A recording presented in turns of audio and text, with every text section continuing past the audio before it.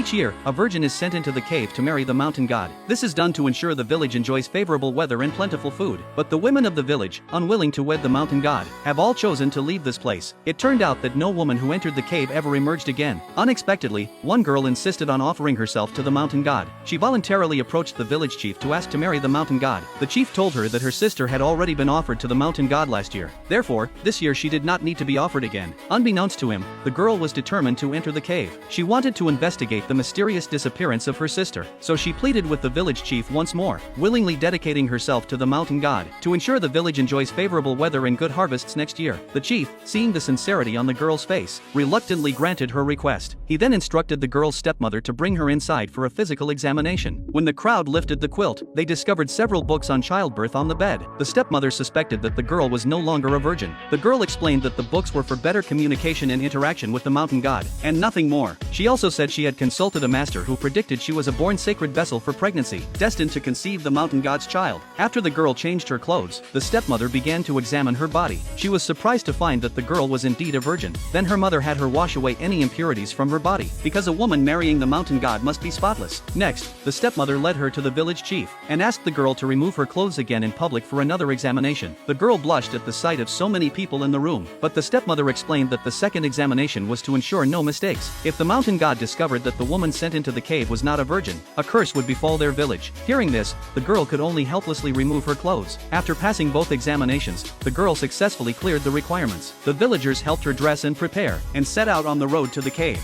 Halfway there, the girl suddenly tripped and cut her hand, causing it to bleed. Seeing this, the chief angrily scolded the girl for being so careless, saying that bleeding on the wedding day was a terrible omen. The girl hurriedly took out a jade pendant, explaining that it was a talisman given to her by a fortune teller. The master had foreseen that she would experience sorrow before joy today. This meant that although she was bleeding now, once she saw the mountain god, she would surely conceive his child. The villagers all thought this made sense. Someone produced a red cloth, explaining that the mountain god's bride must keep her gaze pure, and not look at the mountain spirits. She could only remove the red cloth once she met the mountain god. The chief then blindfolded the girl with the red cloth. A moment later, the group arrived outside the cave. At this point, the chief again advised the girl that upon entering the cave she must obey the mountain god's arrangements, and never go against his will. The girl obediently nodded in agreement. Then, amid the villagers' kneeling worship, she stepped into the cave 1 foot at a time. Suddenly, she heard terrifying sounds coming from inside. Determined to uncover the secret of her sister's disappearance, she removed the red cloth from her eyes to take a closer look. She saw that the so-called fierce mountain god villagers spoke of was actually a handsome young man. To uncover the truth behind her sister's disappearance, she knelt before the mountain god as her stepmother had instructed and introduced herself,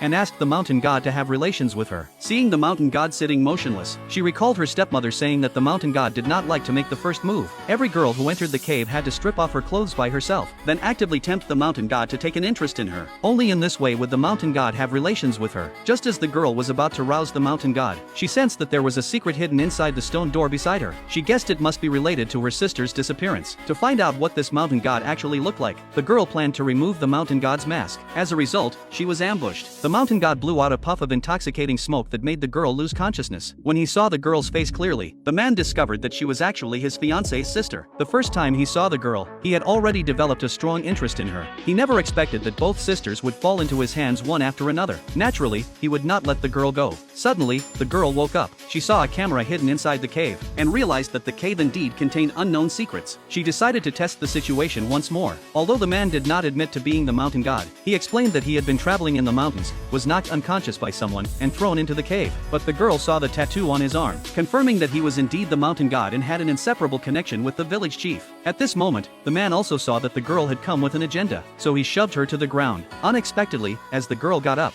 she pulled out a dagger. She questioned the man, asking who he really was, and where all the women who had entered the cave over the years had gone. The man admitted that he was the mountain god the villagers spoke of. Every woman who entered the cave each year was killed by him, and then buried beneath that tree. After hearing this, the girl finally understood the truth behind her sister's disappearance. She recalled the day her sister married the man a year ago. The village chief suddenly arrived with people, saying that her sister had been chosen to become the mountain god's wife. At that time, the girl had wanted to go into the cave in her sister's place, but the village chief stated that the mountain god only married the chosen woman. Thus, her sister was sent into the cave. Their father tried to stop them but was beaten by the village chief's men. The girl watched helplessly as her father died. She then came to the cave. Although she did not see what happened inside the cave, she remembered clearly that the mountain god's voice was identical to that man's. She concluded that the man was the murderer of her sister. To avenge her sister, she applied a deadly poison to her lips before entering the cave. When the man kissed her, However, he was already poisoned. In the end, the girl threatened the man to take her to find her sister. When they arrived beside the tree, the man lightly stepped on a hidden trigger on the ground, and in an instant, a coffin appeared from beside them, indicating that all the secrets were inside it. The girl, fearing a setup, asked the man to open the coffin with her. Sure enough, a cloud of intoxicating smoke drifted out of it, and in an instant, the girl lost all strength and collapsed to the ground. Then several villagers emerged from behind the stone wall. They intended to kill the girl to keep the secret. Fortunately, what had just happened was her hallucination. When she saw her sister's photo inside the coffin, she speculated that her sister might still be alive, so she asked the man where her sister was. Unexpectedly, the man intended to kill her, but the man, having just been poisoned, quickly fell to the ground. At this moment, several villagers walked out from behind the stone wall. The girl immediately hid behind the coffin. Seeing the villagers slowly approaching, the girl grabbed a handful of dirt and threw it at them, but outnumbered, she was ultimately captured. After the man forced her to hand over the antidote and take it, she began to plead with the man. She claimed that she had had a wish since childhood, that she hoped to marry the mountain god and bear his children. The man was very pleased upon hearing this. Taking advantage of the man's lapse in vigilance, the girl kicked him aside. Then she grabbed a lighter and set the red cloth on the ground on fire. Instantly, several people were injured by the blast. Elsewhere, the village chief, seeing this through the surveillance, was extremely worried. He immediately led people to the cave to prevent the cave secrets from being exposed.